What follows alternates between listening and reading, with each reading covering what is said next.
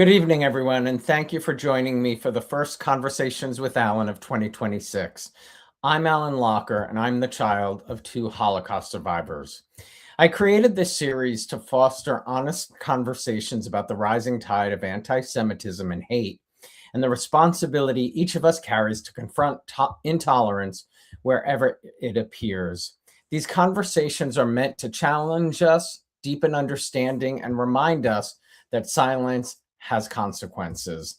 We're coming together tonight on the anniversary of January 6th, a day that continues to force difficult questions about extremism, radicalization, and how easily hate can take root when it goes unchecked. This evening, we'll explore those realities through the lens of lived experience, prevention, and accountability, and what it truly takes to pull people back from the edge and protect families before it's too late.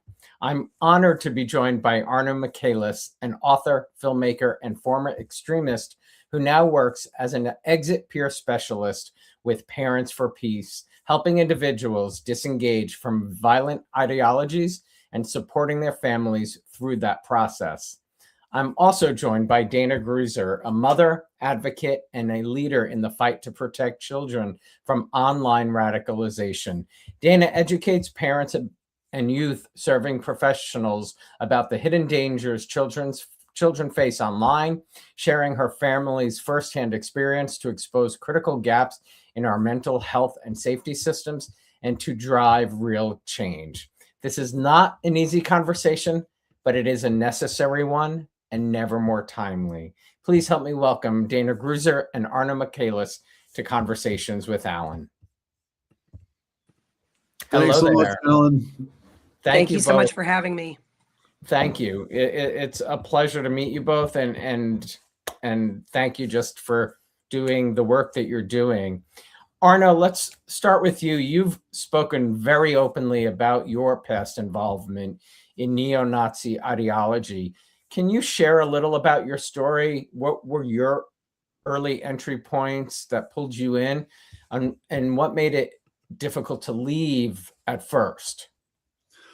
Yeah, I was involved in white nationalist, neo-Nazi skinhead hate groups from 1987 to 1994. I got involved when I was 16.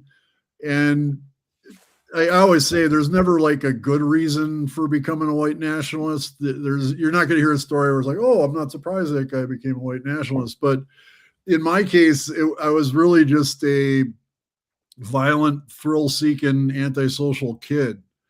And some of it was nature. I'd say a lot, some of it was nurture. I grew up in an alcoholic household, but my parents were great parents. My mom and dad were together. They loved me very much. My dad's drinking put a lot of strain on my mom, but he wasn't abusive. He was and is a great guy and was doing the best he could. But I grew up seeing my mom under all sorts of stress. And my parents did have verbal arguments quite often, usually about financial issues. And we were kind of living beyond our means in a pretty well-to-do suburb of Milwaukee, Wisconsin. And I responded to this by distancing myself from my mom and from my dad. And of course, that made my suffering worse. And I started passing it on to other kids, which is a very common thing. I say all the time, hurt people hurt people. I honestly believe that all animosity in the world, from a mean comment on social media to a world war, it's people who are suffering and not engaging with a healthy way to process that suffering, that they start passing it on to other people. So I started out as a bully on the school bus. I got a kick out of it. I literally developed an addiction to antisocial disruptive behavior. And it was never enough of a thrill for me. So I was always kind of pushing it to the next level. And I went from being a bully on the school bus to fights in the schoolyard to breaking and entering to vandalism. By the time I was 14, I started drinking myself. By the time I was 16, I was a full-blown alcoholic. And I had been violent since I was a little kid, and hate was just another part of the rush. So when I was exposed to white nationalist ideology through white power skinhead music, it really was attractive to me because it just was so repulsive to civil society. I was really just looking for the next best way to piss people off and to shock people, and nothing shocks people like a swastika. I wasn't ignorant as to why people were shocked by swastikas. I knew about the Holocaust. I had a limited amount of actually Holocaust education early in high school. And I actually grew up with a lot of Jewish friends. I went to all sorts of bar mitzvahs and bat mitzvahs in 6th grade, and I had a great time. And I was like happy that I was invited because I was one of the cool kids. But all of that was put aside to serve my addiction to shocking people and to antisocial behavior. In the same way that someone might be addicted to heroin or crack cocaine and they're prostituting themselves for their drug, they obviously don't feel good about prostituting themselves, but they don't care as long as they get their hit, as long as they get high. And that was kind of how my relationship with the swastika went. I knew why swastika was wrong. I knew why it repulsed people, but I didn't care because I got that thrill of throwing swastikas up everywhere I went and seeing people lose their minds about it. It gave me a sense of power. It gave me a thrill. And like any other addiction, it had to keep escalating in order to give me the same kind of high as I proceeded. So that's how I got involved in white nationalism as a 16-year-old. Wow. Thank you. Thank you for your honesty. Dana, you're joining tonight because of your family's lived experience. Can you talk about when you first sensed something wasn't right with your son, Ari? Warning signs that maybe you wish other parents would understand? Yeah, I would say that he had more textbook normal kind of, preteen depression and mood swings and anxiety. He is on the autism spectrum, classification 1, which used to be known as Asperger's. So some mood and mental health issues have been a longstanding problem. But it was late in 8th grade, right before the school year ended. So this was late 2023, that he began to self-harm and was just really what I call a mental health spiral at that point, and was just, becoming more and more depressed, more isolated. His friend group fell apart.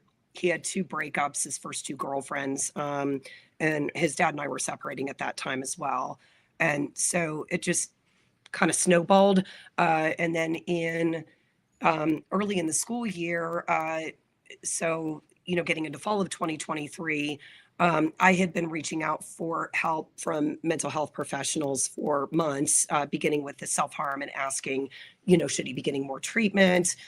We started him on an antidepressant medication, and it just never got any better.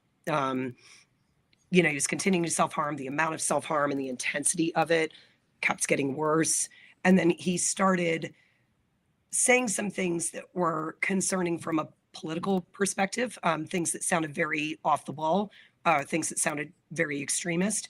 And we had talked a lot about digital literacy, watching out for conspiracy theories, watching out for political extremism. The kids and I are Jewish, so we talked a lot about anti-Semitism. And it was really shocking to hear him start parroting a lot of these ideologies that are, common online now, unfortunately. And so that was, I think, when it really just, really started to go downhill from there. And he just kept talking about things that were, against conspiracy theories, starting to sound more politically extreme, not necessarily even left wing or right wing, but really a mishmash of just all of it. Right. Like all of the crazy conspiracies just coming out, but not knowing where they're. Yeah, it wasn't like he was like, hey, I'm a white power guy now. I mean, I talked to him about it several times, like, where are you hearing this from? Just trying to get some feedback and some open-ended questions about where he was hearing this kind of talk, because he would get off his phone or come out of his room and literally looked like he was hypnotized and just parrot a talking point. And so I was just trying to get to the bottom of it. I knew something was wrong. And yeah, I mean, it was not, again, like I'm a white power guy now, or this is this ideology that I believe in. It was just all the craziness was coming out of his mouth, no matter where it came from.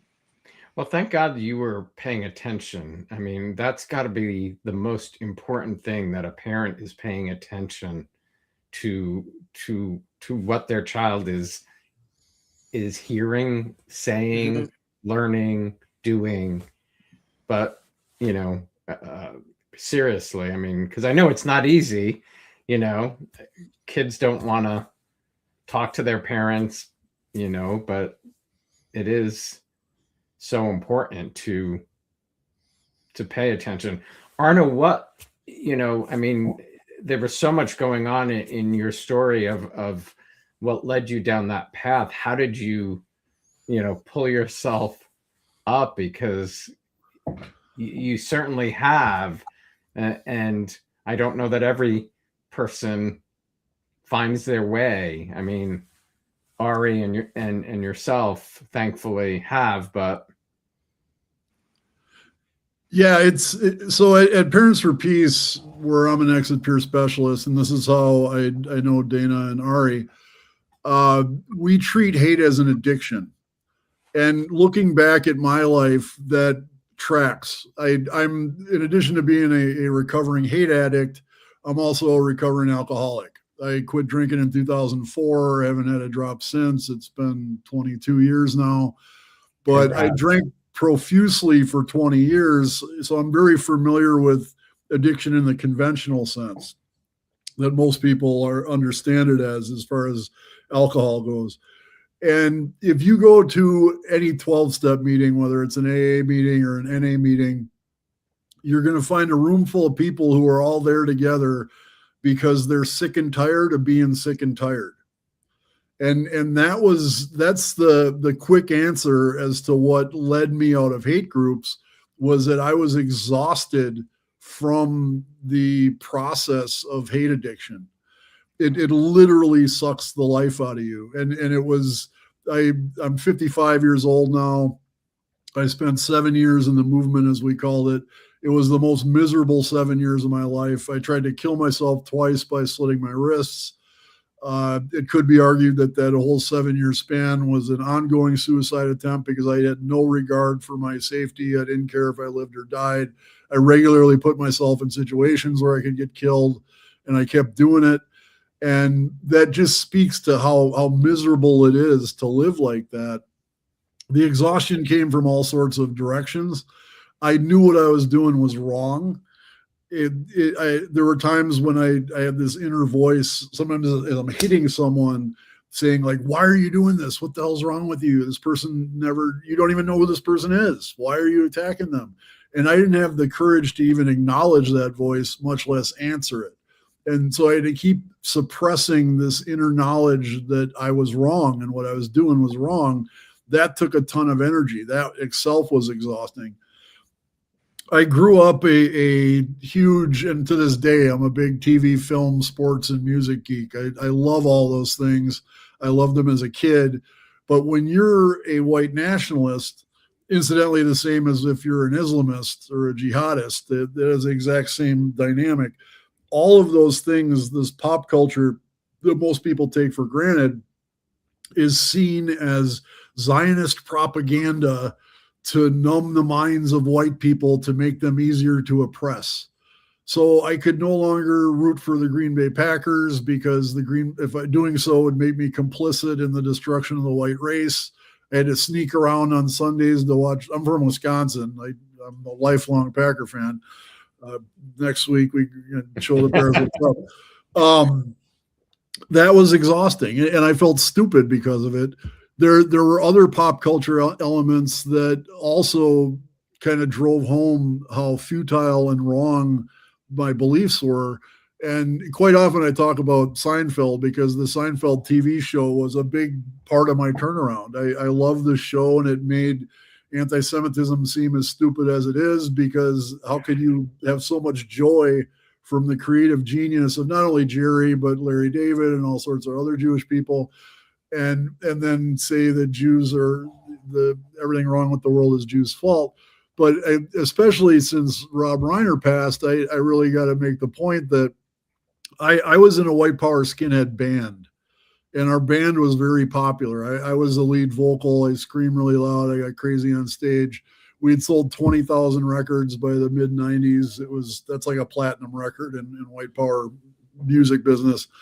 And after every band practice, every single one, me and the other 4 guys in my band plopped down on a couch and we threw a VHS copy of This Is Spinal Tap into a battered old video recorder and watched it. We knew that movie word for word, and we loved it dearly. We covered a Spinal Tap song. We covered Tonight We're Gonna Rock Ya. We would have like 400 skinheads moshing to us covering a song that wouldn't exist if it wasn't for the creative genius of Rob Reiner and Harry Shearer and all sorts of other brilliant Jewish people. So that hypocrisy really weighed upon me. And that in itself was exhausting, especially considering how much I love the comedy of Seinfeld and I love Spinal Tap. Spinal Tap 2 was awesome as well. I saw that twice already. But that drove home just like what a hypocrite I was and how stupid anti-Semitism was. But what really was most exhausting was when people I claimed to hate treated me with kindness. And once again, it was the light that Jewish people had shown upon the world that led me out of the darkest period of my life. I don't know if I mentioned this, but I'm a gifted genius. My mom says so it's got to be true. And as a gifted genius, I didn't have what need do I have for high school? So I dropped out of high school after sophomore year. I moved out of the house. My parents did their best to try to keep me in school, try to keep me in the house, but I was just really completely out of control. And my mom's like, you need to get a job because we can't afford to support you. And she had a high school friend named Jack Cooper who had a business printing T-shirts. So when I was a 16-year-old high school dropout living on my own, Jack gave me a job printing T-shirts at his business. And Jack was Jewish. He had lost family in the Holocaust. And it got back to my mom that I was going into work with swastikas on me. I was running my mouth about all my racist anti-Semitic beliefs to everybody at work. And my mom was mortified. And she called Jack up and said, Jack, I understand if you fire him. I'd fire him if I were you. I wouldn't put up with it. He's just going through a phase.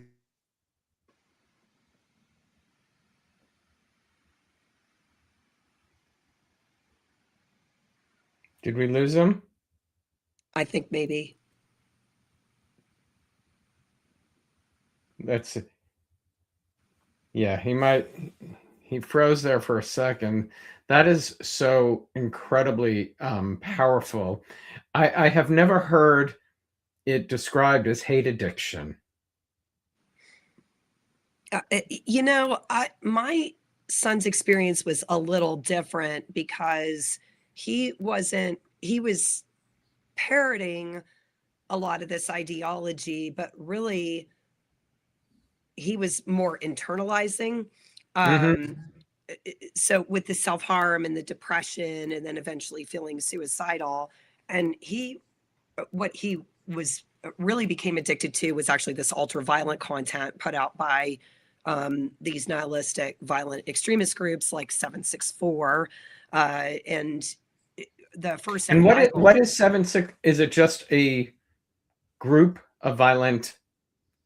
So it is a international at this point group of nihilistic violent extremists, and they're not really coming. It has a lot of basis in right-wing ideology, but again, they'll hit you from all corners just to suck you in. So and really they're looking at just destruction, period, for the sake of it. So a lot of what my son was talking about was governments need to collapse.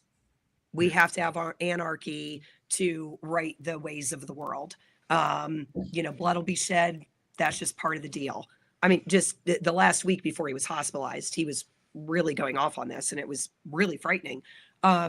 He was a very sensitive, absolutely didn't have violent bone in his body up until that point. And he got addicted to watching these ultra violent videos. I can't even imagine as a parent hearing and even, Arno, what you were just saying about your mom and what she said. And I, because you froze, I'm not sure if you heard. I mean, I really didn't realize it's called hate addiction. Like I didn't, I know there's addiction for everything, but I didn't realize hate is considered that it can be that as well. Can I ask, does Jerry Seinfeld know this story at all? I think he must know by now. I've been telling it quite often, and I know I've talked to Jason Alexander once. I also talked to Wayne Knight. So that's really incredible. Yeah, people do have issues with pop culture, but I mean, pop culture can have a positive effect.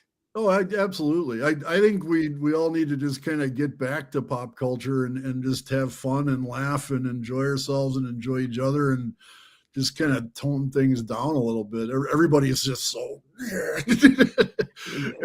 they are. The beauty of pop culture. You say your boss said he was just going through a phase, or your mom said he was going through a phase? My boss said that. So wow. It was my Jewish boss who, rather than fire me, let me keep my job. And he gave my skinhead buddies jobs selling the t-shirts that I was printing. And so while this is going on, we started our first white power skinhead band. Also at this place of employment, I worked with a lot of Afro-American people, Latino, Asian, and white people who weren't racist at all. And they let me know that when I was trying to recruit them. And there were times where I rarely had a lunch because I was such a drunk. And there were times when my Afro-American coworkers fed me. And they knew what I was about. Everybody knew I was very outspoken about it. And if you didn't get it from the swastikas all over me, and they'd be like, "Hey, skinhead, you look hungry. You want a sandwich?" And they just had pity on me for being a pathetic, drunken, starving mess. And after being fed by my Afro-American coworkers and after having a way to support myself because of the good graces of my Jewish boss, I would go home and me and my buddies would get in the basement and write and rehearse songs about how Jews take all of our money to give the lazy black people who don't want to work. When in reality, the reality couldn't be anything, it couldn't contradict that anymore. So again, that hypocrisy weighed upon me, and the kindness that my coworkers showed me and that Jack showed me, despite me really not deserving kindness whatsoever, was really it caused a cognitive dissonance that made me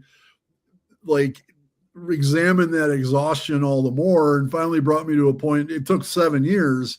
But after 7 years, I was looking for an excuse to leave because I was so exhausted. Wow. And how were you introduced to Parents for Peace? I went public with my story on the MLK holiday of 2010. So my 16th year anniversary of doing this work is coming up in a week or so.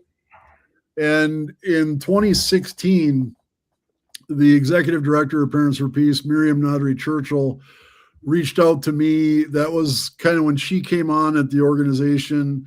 The organization was actually founded by an Afro-American family from Memphis, Tennessee, whose eldest son, Carlos, was radicalized into an Islamist group in college. And Carlos was planning to bomb a synagogue.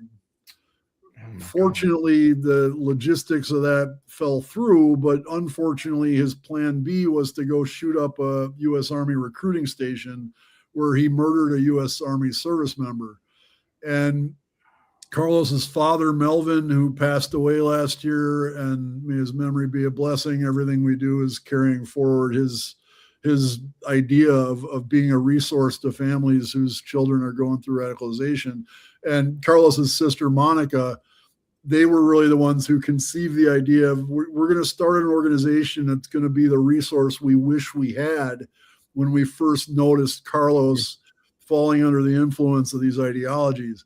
And when Miriam came on in 2016, one of the first things she did was call me. I had developed a bit of a platform at that time. I had been doing de-radicalization work kind of ad hoc for years then. And then the second person she called was my dear friend and colleague, Mubin Shaikh, who was a former jihadi.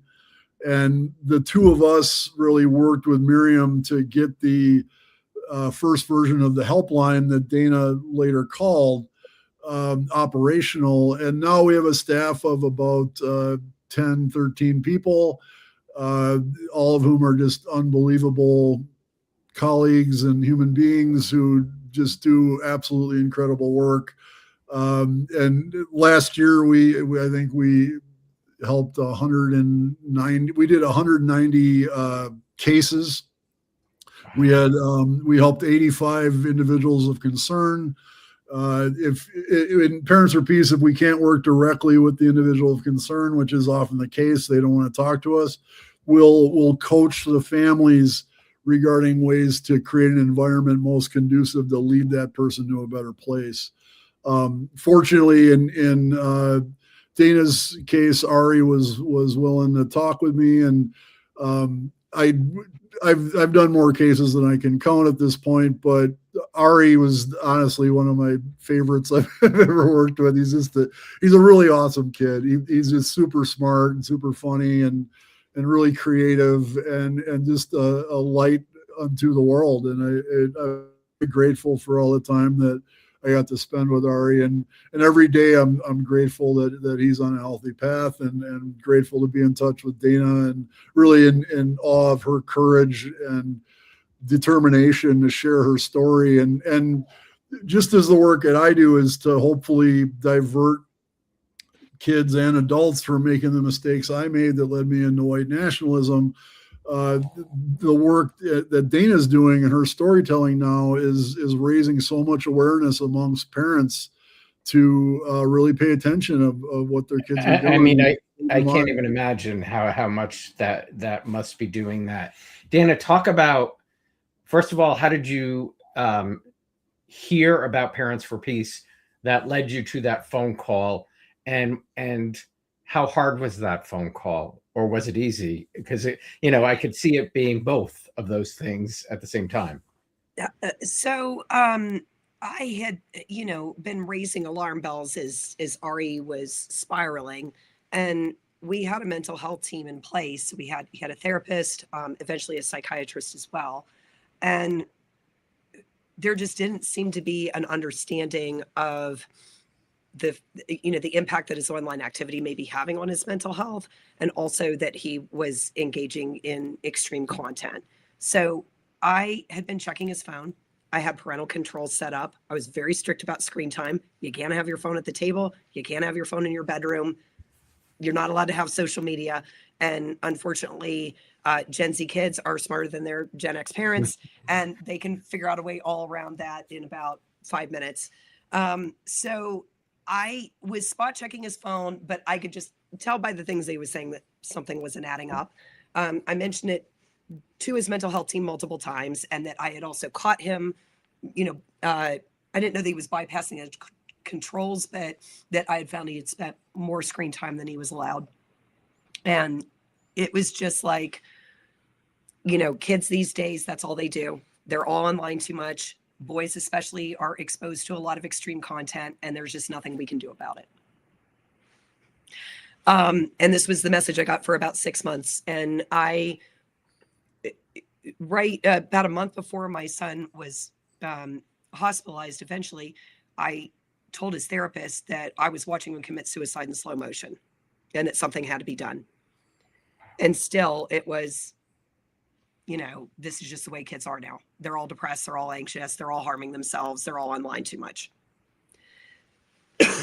So finally, Ari's rants started to get more unhinged. And he finally went on a rant that was, just very disturbing, and sounded very much more politically extreme. And I was like, okay, that's enough. Like, this just sounds textbook extremism at this point.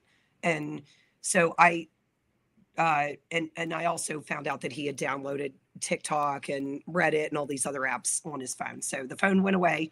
He had put a passcode on it, so I couldn't see what was going on. That was also not allowed. So the phone didn't go back. But that weekend, this happened on Saturday, that afternoon, and Sunday, I just started Googling, is my kid being radicalized online? What if my kid's, what do I do if my kid's being radicalized online?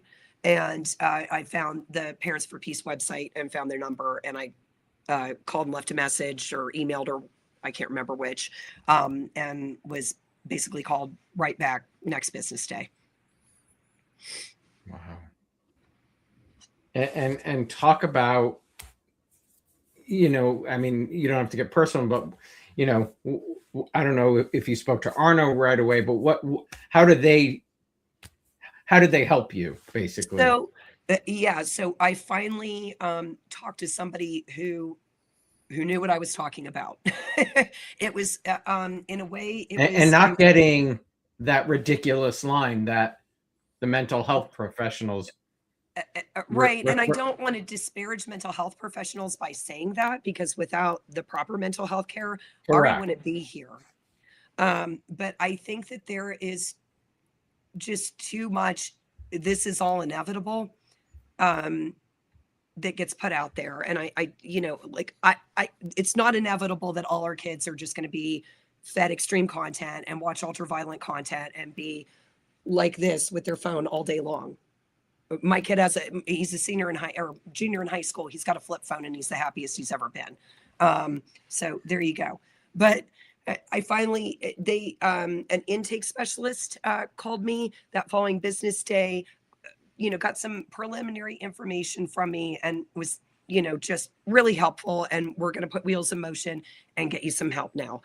The following day, my younger daughter discovered a knife that Ari had bought online, and he was using this to self-harm. I found out later. And I had, locked up all the sharps, locked up anything he could hurt himself with, and he kept finding more and more things and then buying them online. So that night, I transported him to the hospital and had him admitted inpatient. He had self-harm covering his entire torso, front, back, arms, top of his legs, some of which they told me would be deep enough to permanently scar. He had some symbols that I would later find out were common among 764 content, also Order of Nine Angles content, some satanic imagery, and he had been performing what he called blood rituals. This was part of the self-harm. I found this out again later. He told the hospital staff he didn't really want to kill himself because he didn't want to hurt his family, but that he could not stop thinking about it all the time. And that he kept thinking about, killing himself and what it would be like to be dead.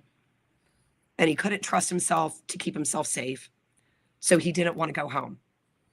And I was told he doesn't have an immediate plan to kill himself. So we're going to send you home and we'll get him into a partial hospitalization program. The wait list is about 4 to 6 weeks. Oof. So I was like, okay, yeah, no, bring me your supervisor. And I had to go through that probably about 3 or 4 times. So by their own questionnaire, he rated a moderate to high risk of suicide. He was telling them, I can't keep myself safe. I don't necessarily want to kill myself, but I can't trust myself to not go through with it. And I'm telling them, I've locked up everything in the house, and he's going online and buying stuff. And you're telling me as, permanently scarring self-harm all over his body. I don't even know why this is discussion. Well, the beds are full. Oh, well, too bad. So anyway, so that happened. And then the following morning, I had a call from the Denver police detective in a Denver police detective in the Office of School Violence. She asked me some questions about the things that he was saying, his online activity, was he a gamer, which he wasn't. He came actually into it from a music perspective, much like Arno. And she told me, I think your son's ensnared with 764. We need to get a hold of his phone. FBI is going to be in touch with you at some point today. And I'm like, what the heck is 764? 764, right. Like, I expected at some point one of my kids was eventually going to be caught, like, maybe drinking or smoking a joint or trespassing or, these normal good old teenage, days. these normal teenage things, skip school, whatever, any of the stuff that I did, right? No, none of that. I was going to get a call from the FBI by the end of the day because my son was ensnared in some, extremist satanic group that tries to get children to self-harm and kill themselves on camera. I mean, it's just crazy. I never thought this would be my life, but here we are. Anyway, later that same day, so this is the day after he was hospitalized, I received a call from, I believe it was Kevin with Parents for Peace, one of the social workers who did a, further question. And I told them, my kid was just hospitalized last night. This is what's going on. So they put a rush on things and were really helpful because the hospital also tried to discharge him about 24 hours later. And he was still ranting about blood rituals and all this crazy stuff. And they were like, yeah, you got to take him home. I mean, So- you are my hero because, I mean, seriously, I mean, none of that is easy. No, none of it's easy. None but of that. I mean, None of that. I'm a mom, and this is what moms and what Moms dads do. do. Like, I mean, I always say my qualifications are that I talk too much and I save my kid by the skin of my teeth. But yeah, I mean, I had to fight to keep him in there. Parents for Peace was really helpful with that.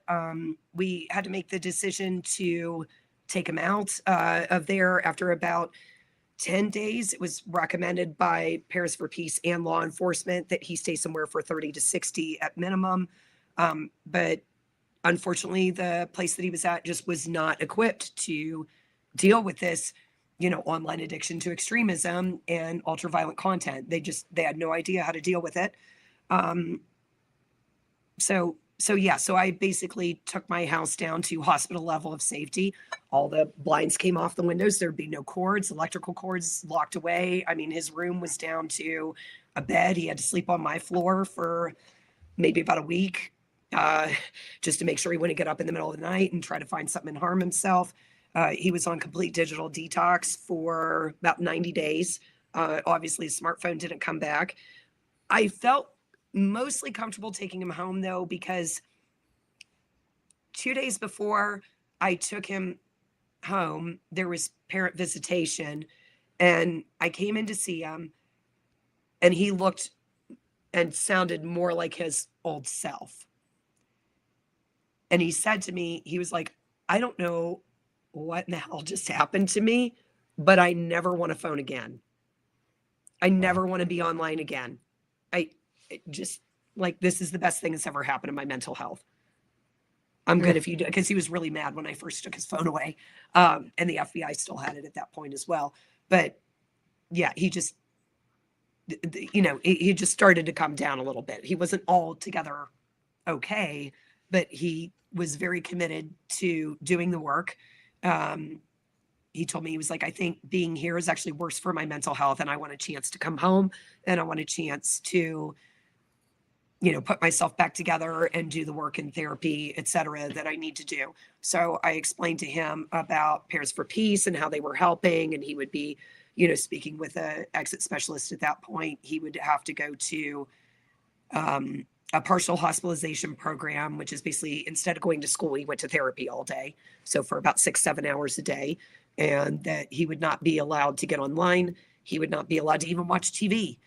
Because like, his dopamine was so messed up from watching this content. At the end, it was 12 to 14 hours a day because he was watching it at school on either his phone or his school issue Chromebook, and then sneaking his phone at night after I went to bed and staying up all night watching it. So I just had to reset his dopamine level. So there was nothing online, no screens at all. And then eventually he was able to watch 80s and 90s old TV shows where the action is a little bit down, Yeah. right? So he was in that partial hospitalization program then for about 6 weeks. Then he did intensive outpatient. So he went back to school, but then did therapy for about 3 or 4 hours in the evening. And then he did that for an additional month. He's really just started in the last few months to really start to put together what happened to him. I mean, and that's been, a year later, 18 months later. I mean, he still doesn't fully grasp what he was coerced into doing and how terrible it was. I mean, he had a sense then, but I think just his brain has only been able to piece together little by little, if that makes sense. Yeah. Arno, is that a typical age where you start to see these things? Yeah, it really is. And it can be really imposing to think about, because we do trainings, in addition to the helpline work, we do trainings for frontline professionals like law enforcement, teachers, social workers, mental health professionals, about best practices in addressing extremism. And we're like, well, what are the early warning signs? Early warning signs are excessive internet and screen usage. That describes 98% of teenagers nowadays, and they're all at risk. Honestly, like every single kid who's spending that much time on a screen is at risk of exposure to all sorts of bad actors. And violent extremism, just one of a myriad of bad things out there. So it's tough to work with that broad of a field, but I think Dana sets a really great example here, as does Ari. And fortunately, there's a growing movement, really kind of spearheaded by a thinker, Jonathan Haidt, of getting kids off of screens, and especially at school, and bringing back kind of unsupervised peer-on-peer play outside, getting back to kind of how a kid should be growing up instead of spending all this time on screens. But our typical individual of concern is we're actually having more and more young women than there certainly was in my day. And but it's teenage kids spend way too much time on the internet. The parents are either unaware of exactly how long they're spending, or a lot of times, and something that makes Parents for Peace unique is that we really look at the entire family and how that family is doing. We'll get a call like, yeah, little Johnny's on the internet 14 hours a day. Now he wants to kill Jews. What do we do? And we're like, oh, well, tell us all about that, but also tell us about you, and tell us about your partner, and tell us about your family. And so in many cases, we learn that the family has some work to do in their own regards. And we have a position called care coordinator, where we'll connect families with local resources, whether it's AODA counseling, career counseling, family therapy, what have you, so that we can kind of create the village to raise a child approach.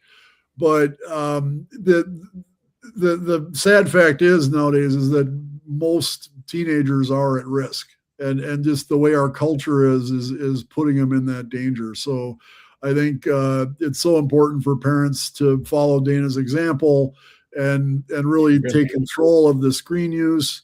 We have cases that where, doesn't, as good as Dana was, and I know this from many friends with kids. I mean, she said it correctly. They are smarter than all of us, because they know how they know how to add whatever they want when we think they're not, when they don't have access. Yeah, the iPhone parental controls aren't going to do it.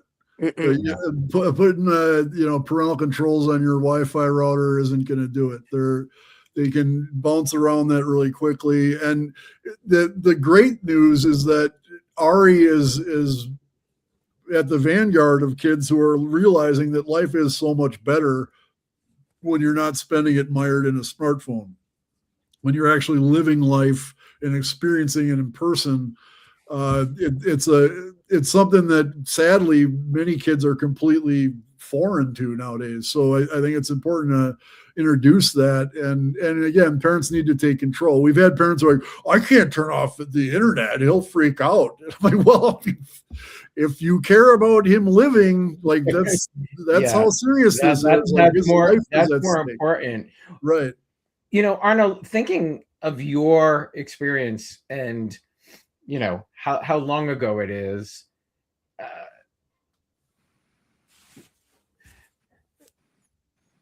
I feel like I think we would all agree we are seeing more hate today than when you were introduced to it back then. Would you agree to that? You know? Yeah, absolutely. And it's not just social media. It's not just gaming platforms, which unfortunately are probably the most widely used vector to expose children to bad actors nowadays. But gaming is?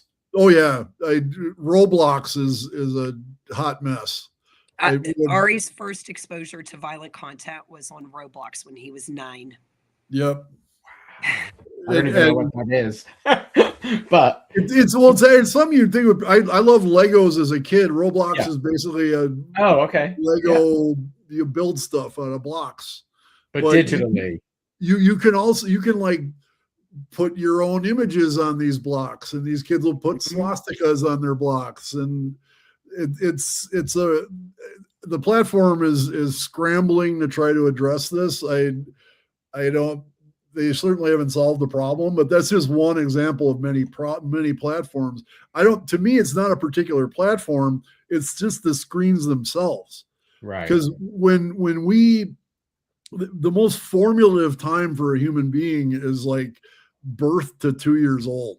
That's really when most of our ways of dealing with the world around us are framed, that we kind of carry forward the rest of our life. And I was a single parent. I know how badly you need a break as a parent. I remember when my daughter was 4 or 5, and I'm like, oh my God, I just need 5 minutes like of sanity. And back then we'd like sit them down in front of a Lion King video or something. That was the opiate of the kids at that point. But now DVD. We hand them a screen, we hand them a phone or an iPad, and it sure keeps them busy. But the problem is when you have a child at his most formative age, learning that when he or she touches this icon, that happens. Like, so they're conditioned to be trained essentially the same way you would train a dog, that every time they make an input, there's an instant output. Something happens instantly. And so then they get older and they're like, what, read a book? How long does that take? Like, sometimes kids have a hard time watching a movie. Like the attention span just gets shorter and shorter.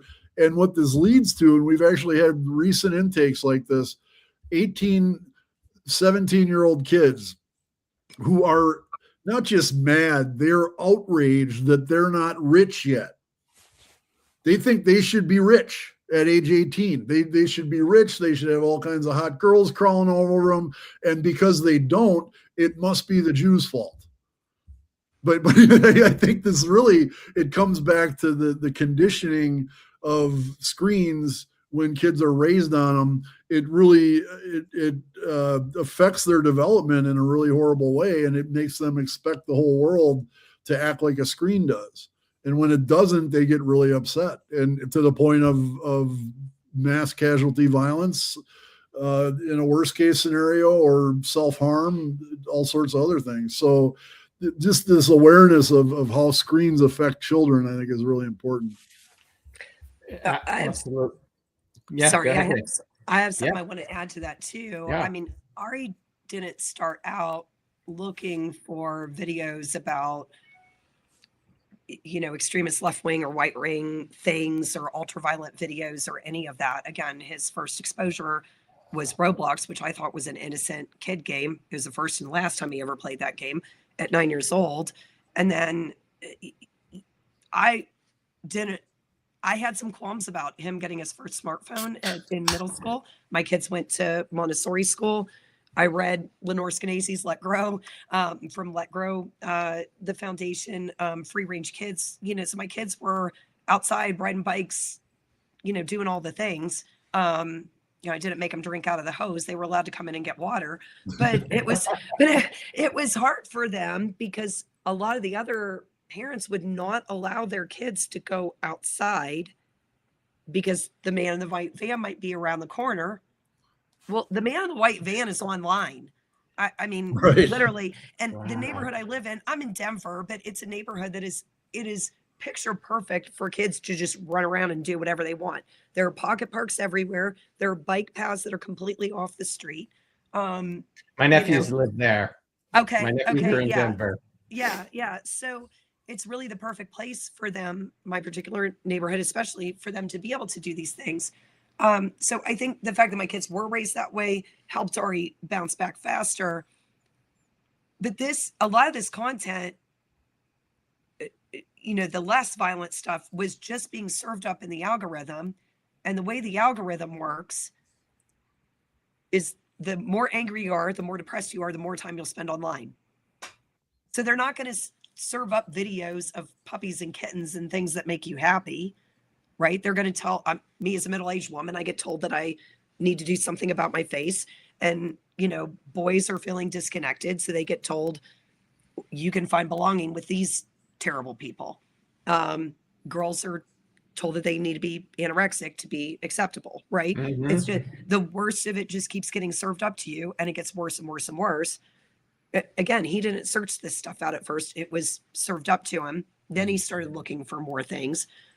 But he told me after the Charlie Kirk shooting, he said, Mom, the stuff that I had to dig around for, the ultra-violent content, that's just right up on your feed now.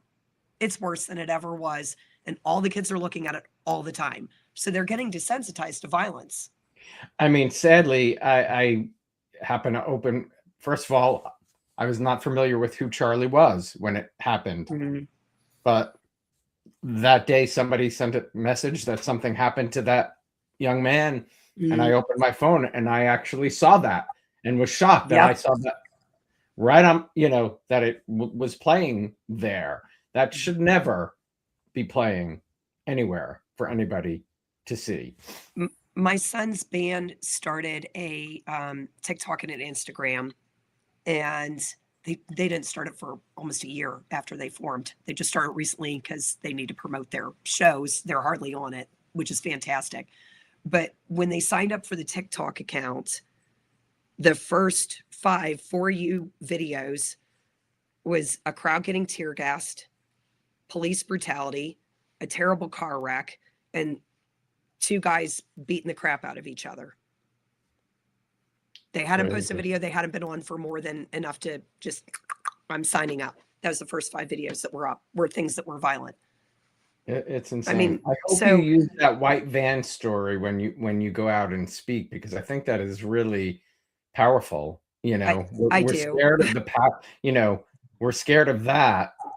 That shouldn't be what we're scared of. Well, and I talk to my kids about online predators and how to watch out for them. And, again, extremist political ideologies. And my kid got sucked in anyway, because it's not necessarily somebody walking into your DMs and saying, hey, send me some, nude photos. I mean, most kids would be like, oh my goodness, I need to go get my mom. That's not the way it works. It's the algorithm desensitizing and just serving up stuff. And a lot of times a parent wouldn't know unless they go back and watch the videos, because the videos have innocuous sounding titles. Yeah. So a lot of times you can't, there's not really a good way for you to find out. My thought at this point is that smartphones are just not made for kids. They're for adults, barely. But I mean, yeah, seriously. I grew up in a time, late 80s, early 90s, everybody smoked. Yeah. Right? There was still, is it really bad for you? Right? It was what, in the mid 90s that it came out that smoking was actually bad for you and that Philip Morris and all these companies had covered it up. And I feel like this is the way that social media is now. So I was able to go to the store because you could be 16 and buy cigarettes in Western Pennsylvania at that point in time. So my cousin and I went in, and in case they carded her, she had a note from our parents that we were able to buy cigarettes. We bought a pack of cigarettes. My parents caught me, and they didn't say, you can have that pack of Marble Lights after you spend some time outside and get your chores done and just don't bring it to the table. It was like, no, this is terrible. You can't smoke. Yeah. And I think we need to be looking at phones and this online stuff the same way. Well, 100%. And I really appreciate that you've had quite a year dealing with Ari, but the fact that you're willing to speak up is so a testament to motherhood. Thank you. Arno, I would love to just briefly before we go, because we were talking about this backstage, but anti-Semitism is often a core thread in extremist movements.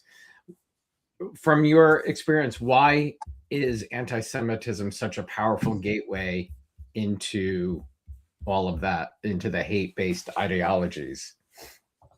Well, anti-Semitism is a common thread of all violent extremist ideologies that threaten like North America and Europe. Whether you're talking far left, far right, racial, religious, all of these violent extremist ideologies, even when they have other positions that seem to be diametrically opposed, they all come together on their Jew hatred. And this was, you see evidence of this where white nationalists now on social media are using the exact same language that supposedly pro-Palestinian people are using. And what shocked me is that people who claim to be pro-Palestinian, which I actually am pro-Palestinian, I want peace and prosperity for Palestinian people, which means this idea of violent resistance against Israel needs to end. But after October 7th, they were using the exact same language that I used as a neo-Nazi 30 years ago. When I was a neo-Nazi from 1987 to 1994, we called the United States government the Zionist occupational government. We accused Jews of being colonizers. Every act of violence that we committed was justified with the idea that when land is occupied, resistance is justified. The exact same language. So when you see the roots of contemporary anti-Semitism all go back to a plagiarized hoax document that emerged in Russia in the very early 1900s called the Protocols of the Elders of Zion, which was supposedly the minutes of a meeting of a bunch of rabbis talking how they're going to take over the world and control banks and control culture. And everything that we see anti-Semitism nowadays, you can connect a dot or two back to the protocols. And that's whether it's left-wing, right-wing, religious, it's all the same connective tissue between these groups. And what happens is when neo-Nazis see Hollywood celebrities and Ivy League professors and K-12 educators falsely accusing Israel of genocide and falsely accusing Israel of being some kind of white supremacist apartheid state, which is just absolutely absurd, it gives them carte blanche to just completely go take their own Jew hatred to another level. Whether it's just rhetoric online or whether it's actual violence in the streets, and vice versa, as all these various angles of Jew hatred are happening, they all feed each other and inflame each other.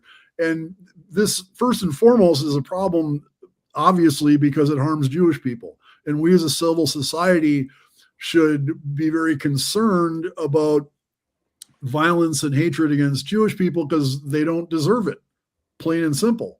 And secondly, as I honestly believe, our society is so much better off because of the contributions of Jewish people throughout thousands of years. We as a human race are better off with Jewish people. But the thing that doesn't get talked about a lot is that anti-Semitism actually harms the anti-Semite. We have cases involving non-Jewish families in the middle of nowhere, in the sticks somewhere. There's probably not a Jewish person within 100 miles of these families, but their 14-year-old is now arrested by the FBI for cooking up anti-Semitic mass casualty violence online. And now their child has been arrested, has a criminal record. The entire family is devastated. It's something that is going to haunt them for the rest of their lives. And these are people who never met a Jew in their life. Wow. So anti-Semitism is devastating to the anti-Semite. Not even if you don't catch a case, what happens with anti-Semitism in particular, because there's such a degree of conspiracy theory to it. When I used to recruit Joe Pissed Off White Kid, I would tell him the reason he doesn't have a girlfriend is because the Jews put Michael Jordan on billboards to corrupt the minds of white women to make them think that he's the ideal man and you're not, Joe. And as ridiculous as that is, and it should sound any thinking person, to a broken 16-year-old with a history of trauma and dysfunction in his life who wants a quick answer.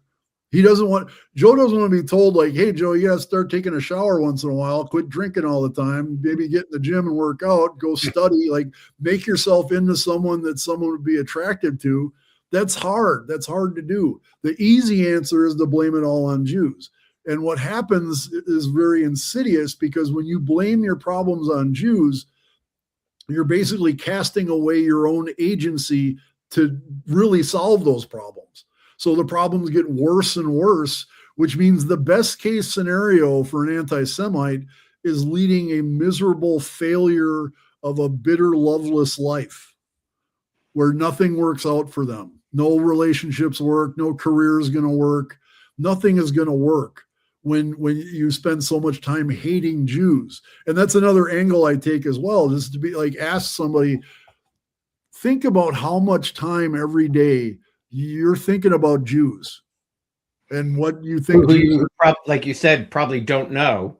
Exactly. and what if you took a fraction of that time and energy and dedicated to something that would really improve your life, that would improve you as a human being? Or God forbid, all of that time and energy, if you put into studying and working out and doing anything productive, their lives would be so much better than they are. And so that Jew hatred destroys the lives of the hater as well as results in direct violence against Jewish people. And that's why all people should be concerned about anti-Semitism and engaged in diminishing it, ideally removing it from our society at some point. From your lips. Arno, do you believe this is your calling? Yeah, I think I'm a storyteller. I recently did a podcast with a buddy of mine, Gabe Grueser, who's an attorney and really sharp guy. And the podcast went great, but afterwards, Gabe's like, Arno, you have a habit of not answering a question just directly. You tend to like answer each question with this big long story. And like sometimes that works, sometimes it's great, but like I took some advice from him, and I'm not doing a great job of it tonight, but I'm working on it. But wow. To answer your question about my calling, like I think it is my calling to tell stories. I love telling stories. But your story really is a powerful story that, and I don't, I was going to ask it before I let you go, because it's, you were sort of tired with hating. Where Ari didn't sort of have a choice, really. He didn't know what he was in the midst of. It's like, how do you pull Ari, you were ready. It's sort of like the alcoholic who finally realizes, and I know that you were, but, you give that up. Ari didn't have those tools or wasn't at that point of he needed the help. So how do you help at that point? Is it Well, I'd say it off the top of my head that Ari's smarter than I am and probably has a better character from to begin with, and that was working in his favor from the get-go. But you think about this time spans. I was involved in this for 7 years. 7 years of my life I threw away for that. And Baruch Hashem, Ari was only under this influence for maybe a couple years, was it? Dana? Yeah, I mean, really for 6 months, but he's since talked that he was getting these influences for a couple of years. But he also, once he had that break of not getting that content anymore and, being in the hospital, and he was like, I never want to go through this again. I never want to go through this again. This is really messed up. I don't know what I just did to myself. I've lost myself. I don't want to be depressed anymore. And it was a lot of hard work for him, but he replaced that time online, which he was horrified when he found out that a lot of this is steeped in anti-Semitism. Yeah, and you said that I mean, as a Jewish, you are Jewish. Jewish. He was horrified. He was like, I'm a proud Jewish person. Like, I can't believe, there's no way I was involved in that. It's like, yeah, it's where this stuff comes from. But I mean, there was a lot of, well, you can't take his phone away because he's going to lose connection. He's more connected than ever. He had no friends then. He has 3 different bands that play in our garage almost every day of the week now. He went out with friends after school. He does Brazilian jiu-jitsu. He does CrossFit. He has more friends than ever. He's more connected than ever. He doesn't need his phone to be connected. He's got a flip phone. That's good enough. It's a pain in the butt to text on. But but if that's your biggest problem. Right, exactly. But I mean, he had all this time on his hands. He's completely rebuilt his entire life. I couldn't be more proud of him. I mean, he's the hero of the story, really. Oh, I want to be Ari when I grow up. Same. I want to be my kid when I grow up. But to answer your question about Ari and I probably had, I don't know, 20 sessions maybe over the time we were working together, like once a week. And in all of those sessions, honestly, we spent probably 90% of it talking about music and movies. I turned Ari on to Spinal Tap, of course. Well, you have to. About Seinfeld. Yeah, and well, Seinfeld's a given, but yeah, being in a band, I'm like, you got to watch this movie, dude. Spinal Tap. And we just had a lot of fun talking. There were times when we got serious and talked about current events, talked about radicalization, talked about violent extremism, but the crux of really reaching someone has a lot to do with modeling the behavior that you're trying to see. And in my case, it's just modeling happiness. Like when Ari and I were talking, we were having a great time. We're laughing. We're having an awesome conversation. I have some cases where I feel like I'm just beating my head against the wall and it's miserable. But every case I had with Ari, I was like, cool, it's Ari today. Like I was looking forward to it. And when you are in a position where you're feeling depressed, you're feeling inadequate, you're feeling afraid, and you're talking to someone who's like modeling what genuine happiness looks like, you're like, okay, this is, if I that's where I want to be. And so I'm not saying necessarily that, I'm the one who showed Ari what happiness looks like, because I know Dana's an amazing mom and he's had all kinds of happiness in his life. But sometimes when you're in that point, especially someone who's been through this as well. I talked a lot about my past with Ari and all the stupid things I did and all the mistakes I made. And I think that resonated with him, and it really kind of set the stage for us to have more of a rapport. And it's something I'm really grateful for. And as Dana pointed out, like Ari's doing awesome right now. So, well, you're both storytellers, and these stories that you now share, that you both have lived, are truly going to help a lot. And I can only imagine, Arno, I mean, Dana, you're new to sharing this story, but Arno, you've been doing this for a very long time. And I can only imagine how many you have helped by just sharing your truth, and thank you for that, because I know it's now easy. I'm sure it wasn't at the beginning, but thank you both. It's an honor, and when I'm telling stories, people are listening to me, and being listened to is a big part of life. I think of being a healthy, well-adjusted human being. We got to feel like we're listened to sometimes, and a lot of times working with our individuals concerned is a lot. They don't feel like anyone's listening to them. So as much as I can talk up a storm, I do a lot of listening as well, and I think that's something that we can all be mindful of. I think listening is really underrated. And so if you take away anything, just take away how important it is to listen to each other. And the more we do that, the better off we're going to be. I mean, I couldn't end on a better note. I mean, people have always asked sort of, why do I keep doing this? And I didn't realize when I started, I did it, it was entertainment that I wanted to do and cheer people up, because I started this when the pandemic happened. But I really believe by listening, we can all learn from each other. And that is why I continue to do this, because we really, really can if we listen. Well, thanks for doing that, Alan. We're honored to be on with you tonight, and we appreciate the light that you shine on the world. I can't wait to hear someday Ari speaking about this, because I feel he is going to follow in both of your footsteps and do that at some point. I hope so. I think you probably, well, I hope someday he speaks about it. He has encouraged his band members to put their phones away in another room during band practice. Yeah. Well, right there, they're learning from him. If they listen and do that, they're learning from him. So that's a step right there. Yeah, totally. You'll probably hear him out playing music first, but anyways, well, that's good. That brings him joy, right? So that's and like I said, it's all about the connection. I mean, Arno's talking about, they just shot the breeze or whatever, but that was a connection for him, and he needed that at that time. He needed real connection that was healthy connection and healthy modeling, right? So, and somebody other than his mom, who is old and doesn't know anything because he's a teenager.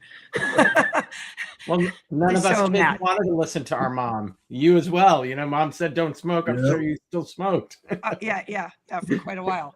Anyway, but yeah, I just I couldn't be more thankful for what Parents for Peace did for him. Without them, I really would have been adrift, honestly. So, well, thank you both so much for being here. Yeah, thank you for having me on. My pleasure. Stay well. Thanks, everyone. Bye. Thanks, everybody. My sincere thanks to Arno Michaelis and Dana Grueser for their honesty, courage, and for the work they can continue to do to help families, protect children, and pull people back from the edge of radicalization and hate. I am grateful to both of them for sharing their experiences and their insights with us tonight. As I leave you, remember, we all have choices to make in life. Speak up, do the hard thing, and let's all fight hate for good. I truly believe conversations like this can change the world around us. Please share this with your friends and your family. And until the next conversation, please stay safe. And I will just add that the website for Parents for Peace is down below right here on YouTube. Good night, everybody.